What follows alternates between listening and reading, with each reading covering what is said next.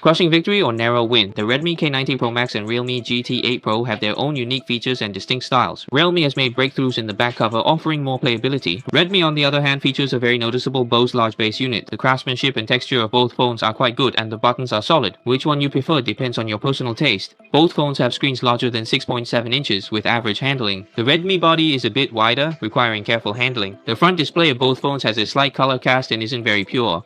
At max brightness, both phones have average transparency, with Redmi being a bit more transparent. At low brightness, Redmi looks slightly smudged. The 2K display of Realme is a tad finer in terms of detail. Both have similar viewing angles with a slight yellow-green tint. For eye protection mode, both feature full brightness DC dimming with minimal difference. When choosing a screen, Realme GT8 Pro has a slight edge. Regarding battery life, since tests were at full brightness and volume, Redmi K90 Pro Max's subwoofer offers better sound, but with max power use of 85, its battery life is relatively poor. In comparable hourly endurance evaluations, the smartphones demonstrate varying power consumption. Regarding battery longevity under substantial load, the Realme GT8 Pro surpasses the Redmi K90 Pro Max. Summarizing the photographic elements, the Redmi K90 Pro Max excels over the Realme GT8 Pro. The larger sensor significantly impacts, delivering excellent images in favorable lighting with sharp details, appealing texture, contrast, and color. You can effortlessly capture and share photographs with a single click. In extreme cases, the Redmi K90 Pro Max shows more detail, mainly due to its larger sensor. The Realme's advantage is its dual wings and backlight mode, offering more options in telephoto performance. Up to 10 times zoom, both phones do well. For details, the Redmi K90 Pro Max is richer, but overall, performance is similar. However, in some scenarios, the Redmi K90 Pro Max can be a bit confusing with text looking pasted on. For imaging beyond 10 times zoom, it depends on hand steadiness and the algorithm. At night, the Redmi generally has an edge, with more details when zoomed in, and the larger sensor size indeed offers an advantage.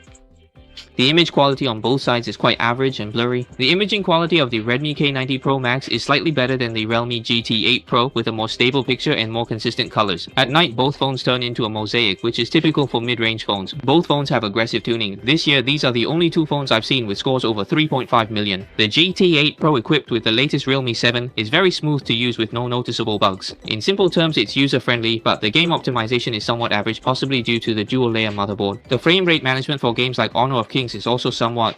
There might be slight fluctuations, but the temperature is well controlled and overall performance is good. The Surge OS 3 is finally more robust. In the past 2 days of use, there haven't been major bugs, just minor issues. The system with slight frame drop stays stable, though a bit bloated and needs optimization. The UIs of both systems are similar, and the operational logic isn't drastically different, so choosing one depends on personal habits.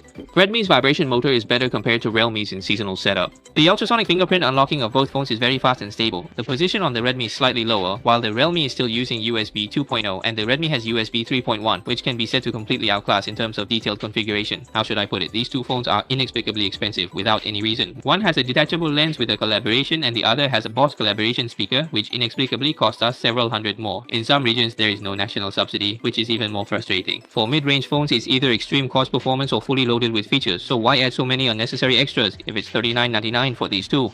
Both are solid choices. If you prioritize screen quality, go with me. If you want detailed configurations, pick Redmi. Ultimately, your choice should depend on your actual needs.